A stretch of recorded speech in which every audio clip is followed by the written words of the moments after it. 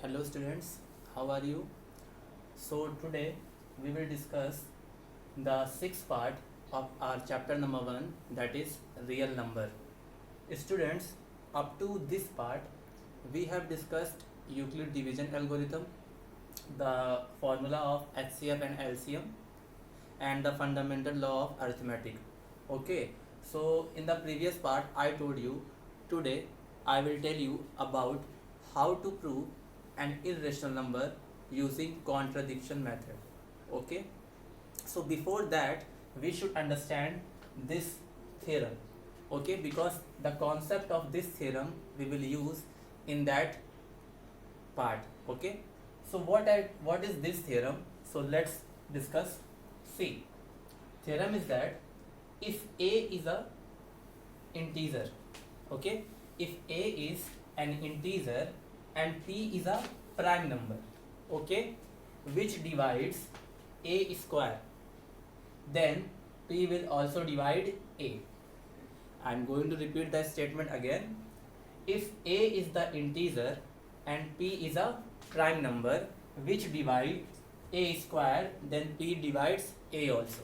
Okay, now students, a is any integer. Okay, a is any integer, and we know that integer can be positive also and negative also. Okay, and p is a prime number. And what is the prime number?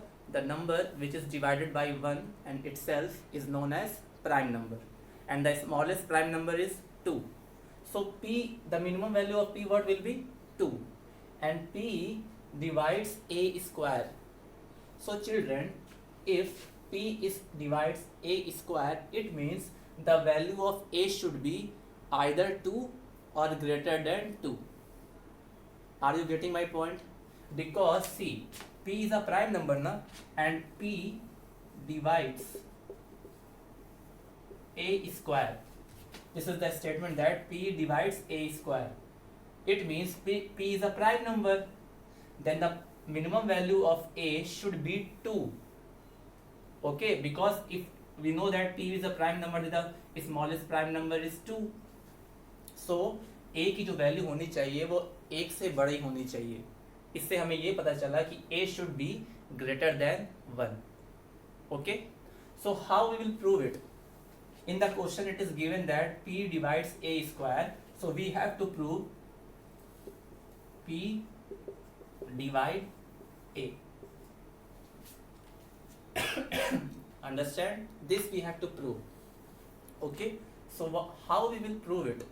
मैं इसे फिर से repeat कर दे रहा हूँ.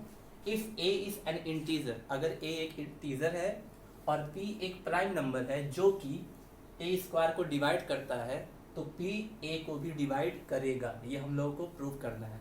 Listen students, this statement does not come in the board examination. Same theorem is not coming in the board examination. In the examination only the concept of this theorem comes. Okay, you will understand afterwards. First you have to remember this statement that if a is an integer, p is a prime number, and p divides a square, then p will also divide a. Okay, so how we will prove it? See, so from that statement it is clear that a should be greater than 1. क्योंकि अगर a 1 से बड़ा नहीं होगा तो p इसको divide नहीं करेगा, क्योंकि p एक प्राइम नंबर है. तो अगर प्राइम नंबर इस a को डिवाइड कर रहा है, इसका मतलब a या 1 से बड़ा ही होगा, और a इंटीजर भी है तो a की वैल्यू 2, 3, 4, 5, 6 ऐसे होगी. हमेशा 1 से बड़ा ही होगा. ठीक है, अब स्टूडेंट सुनो आप लोग. I have told you in the previous part that any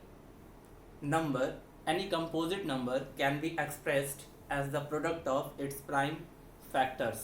Okay, so suppose a is any number, and when you are doing the prime factorization of any number, suppose आपके पास कोई नंबर है 15, तो जब आप इसका प्राइम फैक्टराइजेशन करते हो तो what you get 3 into 5. तो आपने क्या देखा कि 15 को उसके प्राइम फैक्टर्स के प्रोडक्ट के रूप में लिखा गया है. यही फंडामेंटल लॉ ऑफ अरिथमेटिक भी होता है. ठीक है, तो वैसे ही हम लोग ए को भी तो लिख सकते हैं. ठीक है, तो हम लोग मान लेंगे कि ए के जो प्राइम फैक्टर होंगे वो मान लिया मैंने P1 into P2 into P3 up to कहाँ तक Pn, जहां पर P1 P2 P3 क्या है, इस A के प्राइम फैक्टर से, मतलब कि प्राइम नंबर से सारे P1 P2 P3 हम लोग को पता नहीं क्या है, लेकिन हाँ इतना पता है कि these are the prime numbers. So here we will write that where P1 P2 up to Pn are prime numbers. Okay, suppose a is any number, कोई भी नंबर आप ले लेते हैं, मान लो आप a इक्वल टू लेते 8, तो a को 8 को भी तो आप ऐसे ले सकते थे ना, a is equal to 2 into 2 into 2. तो ये सारे 2 क्या है, एक तरह के प्राइम नंबर ही तो है. वैसे ही हमें a की वैल्यू तो पता नहीं है, तो we have represented a is equal to P1 into P2 into P3 dot dot dot Pn. ये सारे प्राइम नंबर है, ठीक है.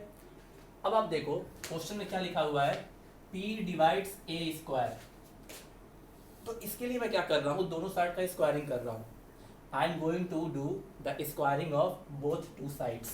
Okay, so when I will do the square of both two side, I can write a square and this is P1 into P2 into P3 dot dot dot up to Pn whole square.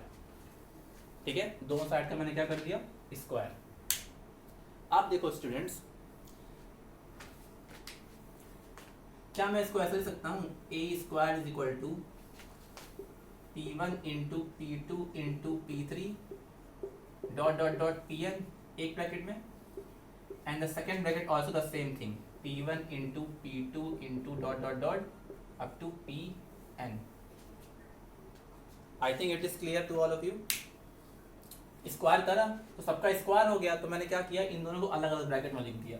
That is P1 into P2 into P3 dot dot dot Pn, again P1 into P2 dot dot dot Pn. Okay.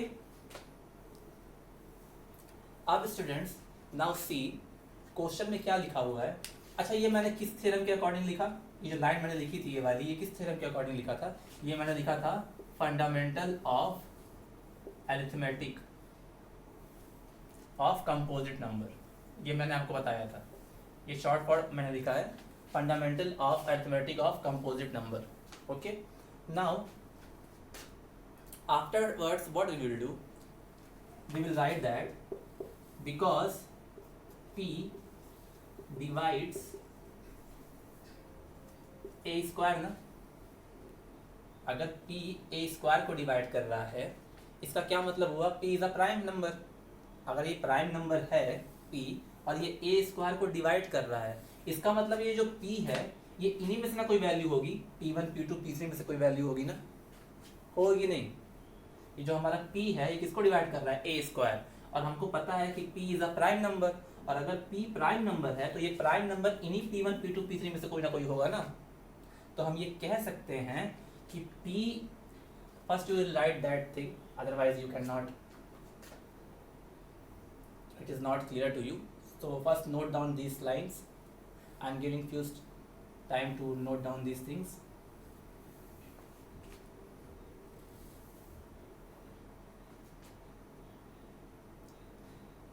Now students, I'm going to write this, I'm going to erase these parts. Okay, I think you have noted down these things.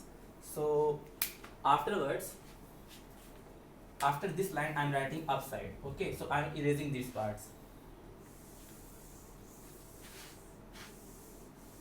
Okay, after this line I have written here, so I can write now P is any number among P1 P2 dot dot dot Pn. क्योंकि ये जो P1 P2 P3 हैं हमारे, ये prime numbers है, और P भी हमारा क्या है, प्राइम नंबर. तो ये जो P है ये इन्हीं में से ना कोई वैल्यू होगी कि नहीं. और ये जो ये है, ये सारे किसके फैक्टर हैं, ये सारे किसके फैक्टर होंगे, ये सारे a स्क्वायर के फैक्टर हैं, है कि नहीं. देखो a स्क्वायर के फैक्टर हैं कि नहीं. इसका मतलब ये पूरे भी इसको डिवाइड करेंगे. तो इससे ये पता चला हमें कि that P1, P2 dot dot dot Pn are the factor of A, और अगर P1, P2, P3 are the factor of A हैं तो इसका मतलब ये सारे फैक्टर इस A को डिवाइड करेंगे. Are you getting my point? See, first I have written A equal to P1, P2, P3. That's after that I have done the squaring, and after squaring I got that this statement. So what shows this statement? That these are the prime factors of A square. So ये सारे के सारे factor A square को divide करेंगे. इसका ये मतलब हुआ कि ये वाला नंबर भी इसका फैक्टर होगा और ये वाला नंबर भी क्या होगा, इसका फैक्टर होगा. तो अगर ये सारे फैक्टर इसके होंगे तो हम कह सकते हैं ना कि P1, P2, P3 are the factor of A. और एक बात बताओ, अगर ये सारे A के फैक्टर हैं तो ये सारे के सारे A को डिवाइड भी करेंगे. ऑब्वियस सी बात है, सारे डिवाइड करेंगे इसको. ओके, और अगर ये सारे इसको डिवाइड करेंगे तो P भी तो इन्हीं में से है. So we can write that P is also the factor of A. और अगर P इसका A का फैक्टर है तो आपको ही पता है कि अगर कोई नंबर किसी दूसरे का फैक्टर होता है, जैसे अगर 4 12 का फैक्टर है तो क्या 4 इसको डिवाइड नहीं करेगा? डेफिनेटली करेगा. So hence we can write at afterwards, hence P divides A. Okay, so this is your proof. See students, अगर आपको इस स्टेटमेंट समझ में नहीं आता है तो इसको 2-3 बार देखना, आपको इजीली समझ में आ जाएगा. एंड वन मोर थिंग, बस आपको इतना याद रखना है, ये स्टेटमेंट याद रखना है. अगर आपको ये प्रूफ समझ में नहीं आता है तो डजेंट मैटर, बस आपको ये स्टेटमेंट याद होना चाहिए, because we will use this statement in the upcoming articles. Okay, बस आपको ये याद रखना है, A is a integer, P is a prime number, and if P divides A square, then P will also divide A. Okay?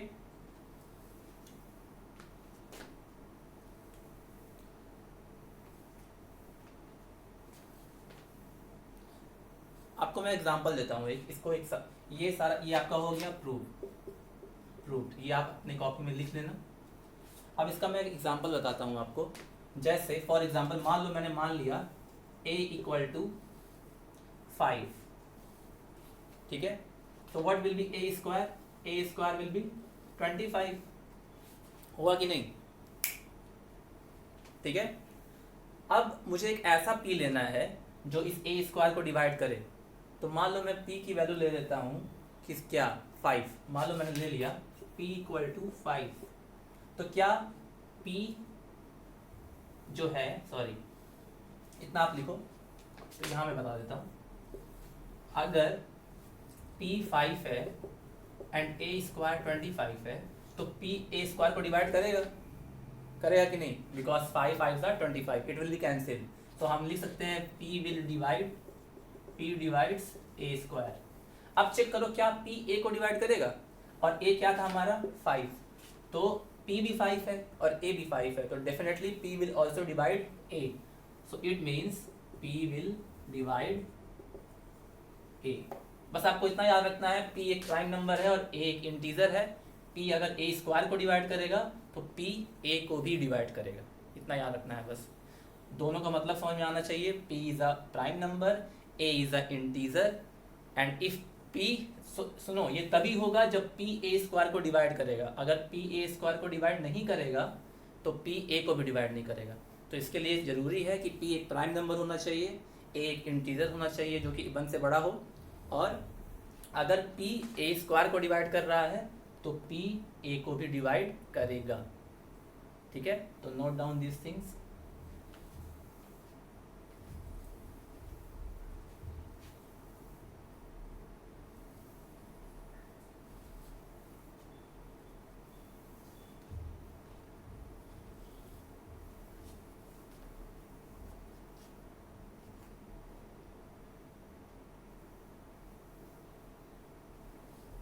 Okay, so I am going to erase this.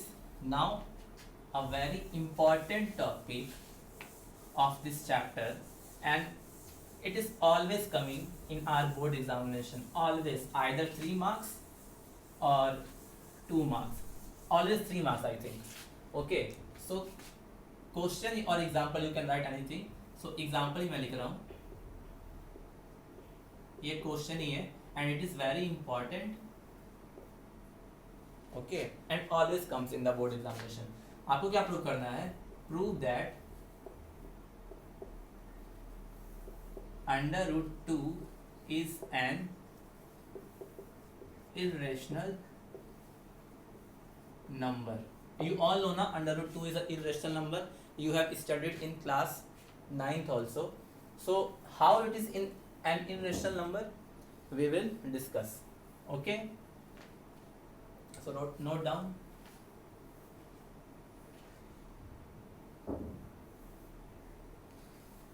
Now students see, हम लोग को ये prove करना है कि under root 2 is an irrational number. तो हम just इसका अपोजिट मान लेंगे.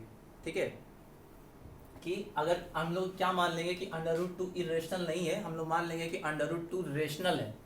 ठीक है, तो वी विल एज्यूम, सॉल्यूशन देखिए आप इसका, let under root 2 is a rational number.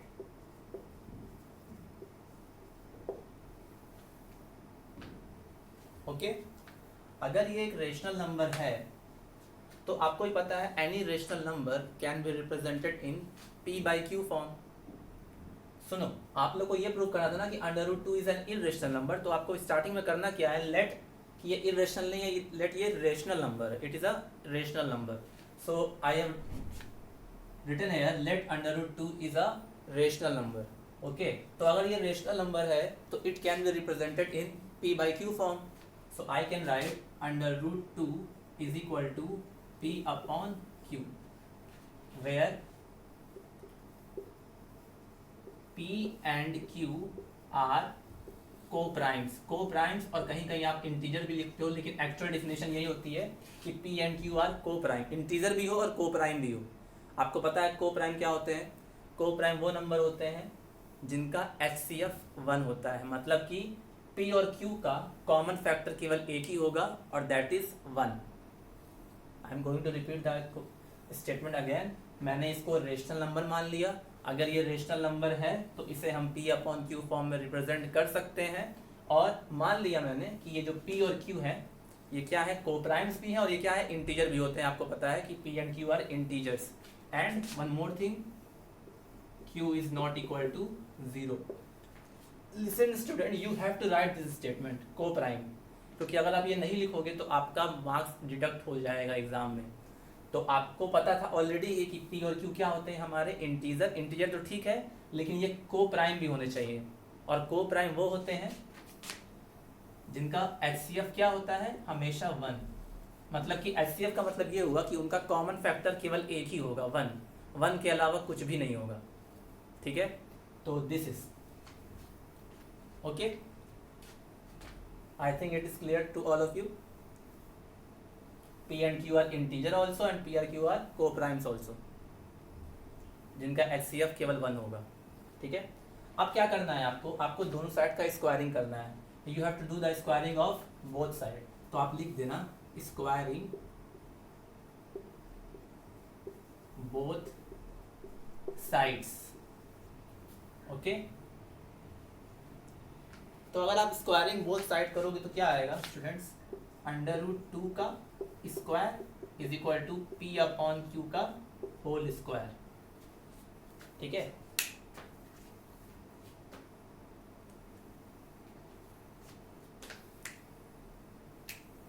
अच्छा, जब आप इसका स्क्वायर कर लोगे तो अंडर रूट 2 का square all of you know 2 आएगा and it is P square upon Q square. Lesson student, space थोड़ा कम है तो मैं इसके बाद फिर ऊपर जाऊंगा. ठीक है, तो आप नोट डाउन कर लो ये चीज़ है यहाँ तक. Afterwards I will go upside because there is not too much space and I have to write big, so that's why I am doing this. Okay, so from here now students I am going upside here. So I am going to erase these things. I hope you have noted down all these things. So after this statement we will move upwards. I am going to repeat that question also.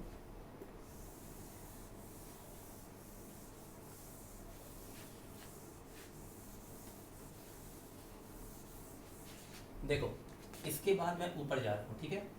अब देखो, when we will do multiply it, we will get 2q square is equal to p square, ठीक है। It is clear और not.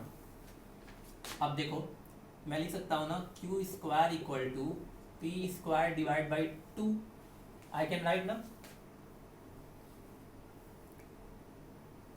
Now see student, जब हम लोगों ने माना था under root 2 is equal to p by q, तो आपको पता है ना कि पी और क्यू इंटीजर है और पी और क्यू को प्राइम भी है, ठीक है। पी और क्यू क्या है, इंटीजर भी, और पी और क्यू को प्राइम भी है। को प्राइम मतलब देयर एचसीएफ इज 1, या दूसरे वर्ड्स में कहूँ तो दोनों का कॉमन फैक्टर केवल 1 ही होगा, उसके अलावा उन दोनों में कॉमन कुछ भी नहीं होगा, केवल 1 के अलावा, ठीक है। तो मैंने ये क्या किया, 2 को इस साइड ले गया, तो q square is equal to p square upon 2। अब देखो, जो अभी मैंने आपको पढ़ाया है इससे जस्ट पहले, कि अगर p प्राइम है और a एक क्या है, इंटीजर है, एंड अगर p जो है divides a square, then p will divide a also. ये बताया है ना अभी तुरंत। तो अब देखो, p हमारा इंटीजर था, p हमारा क्या था, इंटीजर, एंड यहाँ पर क्या है, p का स्क्वायर है कि नहीं, यहाँ पर p का क्या है, स्क्वायर। तो p का स्क्वायर को कौन डिवाइड कर रहा है, 2 कर रहा है कि नहीं, अरे कर रहा है, तभी तो ये आया है q स्क्वायर। तो p square is divided by 2। अब देखो, p इंटीजर था और p स्क्वायर को कौन डिवाइड कर रहा है, 2, इसका मतलब 2 हमारा प्राइम नंबर है। तो अगर 2 p स्क्वायर को डिवाइड कर रहा है तो इसका मतलब ये हुआ कि जो 2 है वो p को भी डिवाइड करेगा। आर यू गेटिंग और नॉट। सी p जो था हमारा इंटीजर था क्वेश्चन के अकॉर्डिंग, क्योंकि हमने p बाई क्यू में माना था। अब यहाँ पर आया है स्टेटमेंट p स्क्वायर अपॉन 2, तो p square upon 2 is a prime number, और इस p स्क्वायर को 2 डिवाइड कर रहा है, इसका ये मतलब हुआ 2 will also divide p। So here we will write, यहाँ आपको ये चीज लिखना है, यहाँ इसको बोलते हैं because 2 divides p square, hence 2 divides p, ठीक है। अच्छा, अगर 2 p को डिवाइड करेगा तो 2 जो होगा वो p का एक फैक्टर होगा। अगर कोई if a number is divides another number, then the first number is the factor of the other number। यहाँ पर अगर 2p को डिवाइड कर रहा है तो 2 क्या होगा, इसका एक फैक्टर होगा। तो आप लिखोगे 2 is a factor of p, ठीक है। 2 is a factor of p।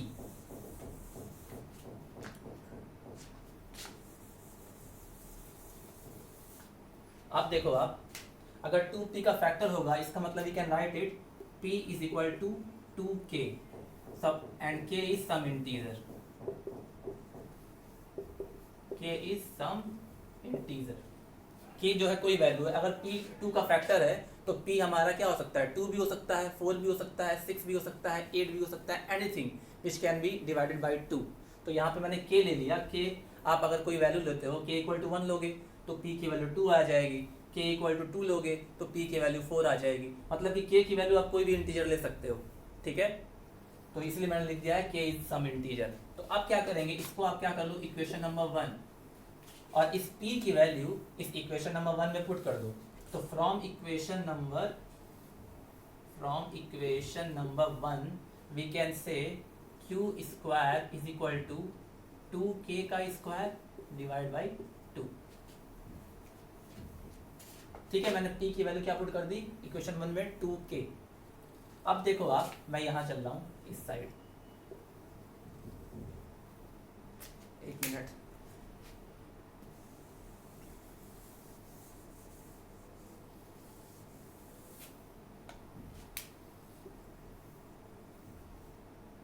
ठीक है, अब मैं यहाँ से स्टूडेंट यहाँ पर आ रहा हूँ, देखना इस लाइन के बाद यहाँ आ रहा हूँ, तो ये हो जाएगा q square is equal to 4k² divide by 2, 2 का स्क्वायर 4 और k का स्क्वायर k²। अब देखो आप ये कैंसिल हो जाएगा, तो q square is equal to 2k²। ठीक है, सॉल्व कर लिया। अब इस 2 को इस साइड ले आओ, तो q square upon 2 is equal to k² होगा। अब फिर से वही स्टेटमेंट आ गया, जो स्टेटमेंट हमारा p के साथ आया था वही स्टेटमेंट हमारा किसके साथ आ गया, q के साथ। तो देख रहे हो यहाँ पे 2 प्राइम नंबर है, q इंटीजर था ही, और q स्क्वायर को कौन डिवाइड कर रहा है, 2। तो इसका मतलब 2 जो होगा वो q को भी डिवाइड करेगा। तो फिर से वही लाइन लिखोगे, बिकॉज 2 डिवाइड्स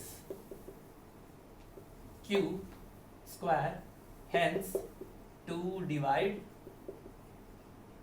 q ऑल्सो, वही चीज। इसको इक्वेशन नंबर 2 कर लो आप। ठीक है, अच्छा अगर 2 डिवाइड q, तो अगेन जैसे आपने p के लिए लिखा था वैसे ही q के लिए लिखोगे, 2 इज फैक्टर ऑफ q। ठीक है, और अगर 2q का फैक्टर होगा तो हम लिख सकते हैं q is equal to 2m। मान लो मैंने m मान लिया, यहाँ पे मैंने k माना था, यहाँ पे मैंने क्या मान लिया, m। जहां पे फिर से लिख दोगे ब्रैकेट में m इज एनी इंटीजर। ठीक है, now note down these things.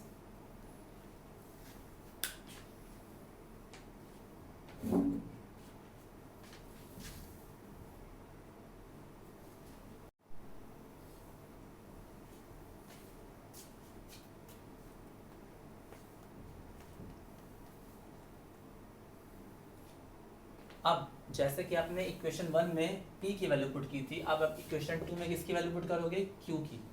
ठीक है, तो स्टूडेंट मैं ये वाला पार्ट इरेज करने जा रहा हूँ। I hope you have noted down all the things, so समझ लेना आप।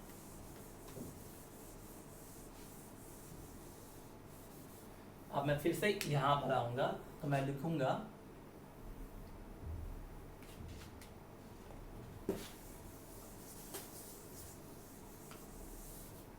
मैं फिर से लिखूंगा यहाँ पे from equation number 2। Equation number 2 क्या था हमारा, q square upon 2 is equal to k square. अब क्यू की वैल्यू पुट कर दो यहाँ पे, तो 2m का square divide by 2 is equal to k square. ठीक है, now 4m square upon 2 is equal to k square. Now 2m square is equal to k square. ठीक है,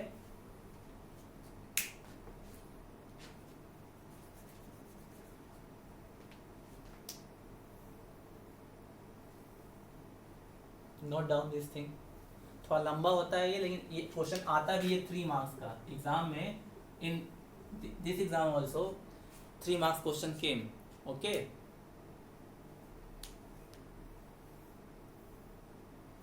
अब क्या करेंगे, अब देखो स्टार्टिंग में जो हमने माना था यहाँ तक आप लिख दिए ना, अब बस यहीं पे स्टॉप कर देना, इसके आगे कुछ नहीं करना है। अब बस आपको लाइन लिखनी है। अब लाइन लिखनी क्या है मैं बता रहा हूँ आपको। सी, देखो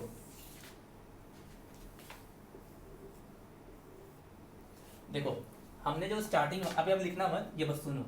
√2 is equal to p by q माना था ना मैंने, जहाँ पे लिखा था p and q are integer also and p are q are coprime also. ठीक है, तो अगर पी और क्यू कोप्राइम है तो मैंने आपको बताया था कोप्राइम वो नंबर होते हैं जिनका HCF 1 होता है। ठीक है, मतलब कि दोनों का कॉमन फैक्टर केवल एक ही होता है। ठीक है, लेकिन स्टूडेंट अभी हम लोगों ने देखा ना कि 2 जो था, 2 is a factor of P also and 2 is a factor of Q also।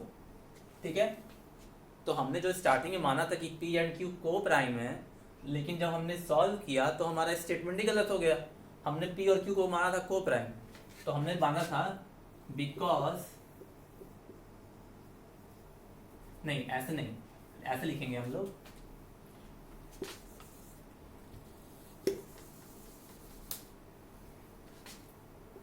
we have assumed that P and Q are co-prime numbers. Co-primes, it means HCF इनका 1 होना चाहिए, but after solving we get 2 as a common factor of P and Q both. तो जो हमने उनको coprime माना था और इनका एक और कॉमन फैक्टर आ गया 2, इसका मतलब अगर दोनों का 2 फैक्टर हो गया, एक तो था ही पहले से और एक और फैक्टर आ गया 2, इसका ये मतलब हुआ कि P और Q हमारे कोप्राइम थे ही नहीं। तो जब P और Q हमारा कोप्राइम था ही नहीं तो हमने जो माना था स्टार्टिंग में कि √2 इज अ रेशनल नंबर और उसको हमने P बाई Q में रिप्रेजेंट किया था, इसका मतलब हमारा एजम्पशन ही गलत हो गया। तो जब हमारा एजम्पशन गलत हो गया तो हमने स्टार्टिंग में क्या माना था कि √2 इज अ रेशनल नंबर, तो अगर वो एजम्पशन गलत है इसका ये मतलब हुआ कि √2 is not a rational number, it is a irrational number. Okay, तो we will write our assumption was wrong, hence √2 is irrational. Okay, हमारा एजम्पशन ही गलत हो गया। हमने स्टार्टिंग में माना था कि √2 रेशनल नंबर है और रेशनल नंबर अगर होता तो P और Q हमारे इंटीजर भी होते और को प्राइम भी होते, लेकिन जब हमने सॉल्व किया तो P और Q का एक और फैक्टर मिल गया, हमको 2 भी मिल गया। तो हमने माना था एक ही फैक्टर कॉमन है, लेकिन अब इन लोगों में 2 फैक्टर कॉमन हो गया, 1 तो था ही और 2 भी कॉमन फैक्टर आ गया।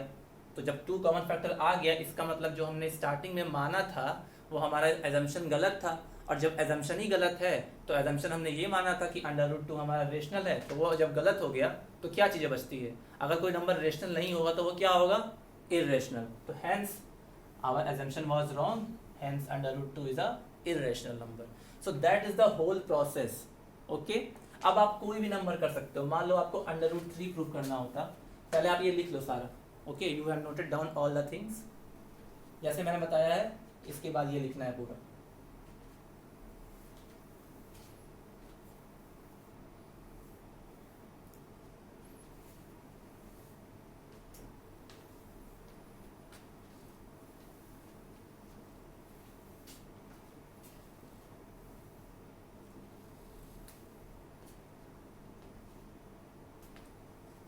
I hope you have noted down all the things. Okay, it is very important student. अगर आपको समझ में नहीं आया हो तो एक बार फिर से स्टार्टिंग में समझना। पहले आप उसको इरेशनल मानोगे, फिर ये सारे स्टेप्स करोगे, फिर बाद में कॉमन फैक्टर एक और आ जाएगा, and afterwards our assumption was wrong, so the given number will be irrational. अब जैसे मान लो आपको √3 के बारे में प्रूव करना है, √3 क्या इरेशनल है, तो अगेन मान लेना कि √3 इज रेशनल नंबर है। तो रेशनल नंबर है तो ये P बाई Q को से रिप्रेजेंट कर सकते हैं, और यहाँ आपको लिखना होगा कि P and Q are integer also and coprime also. Coprime का मतलब मैंने बता दिया है कि जिनका कॉमन फैक्टर केवल 1 होता है और कुछ नहीं होता है। Coprime and Q is not equal to 0। Squaring करना, जब स्क्वायरिंग करोगे तो ये 3 = P² अपॉन Q² आ जाएगा, फिर मल्टीप्लाई करोगे तो 3Q² is equal to P² हो जाएगा, फिर Q² equal to P² by 3 हो जाएगा। अब फिर से वही चीज, P हमारा इंटीजर था और P² को 3 डिवाइड कर रहा है, 3 इज अ प्राइम नंबर, तो अगर 3 P² को डिवाइड कर रहा है तो 3 P को भी डिवाइड करेगा। इसका मतलब 3 जो होगा वो P का फैक्टर होगा, तो P को हम मान लेंगे 3 के, वहाँ पे 2 था तो 2 के माने थे, यहाँ पे 3 के मानोगे, फिर P की वैल्यू इसमें पुट कर दोगे, फिर वही चीज़ Q के लिए सॉल्व करोगे, फिर देखोगे कि दोनों का कॉमन फैक्टर 3 आ जाएगा, तो फिर से हमारा एजम्पशन गलत हो जाएगा, तो ये नंबर हमारा इरेशनल बन जाएगा। ऐसे ही आप कोई भी नंबर, चाहे वो √5 हो, चाहे √7 हो, चाहे √8 हो, चाहे √10 हो, चाहे √11 हो, कोई भी नंबर आप इस मेथड की वजह से प्रूव कर सकते हो। in this board examination, this question came, prove that under root 5 is an irrational number.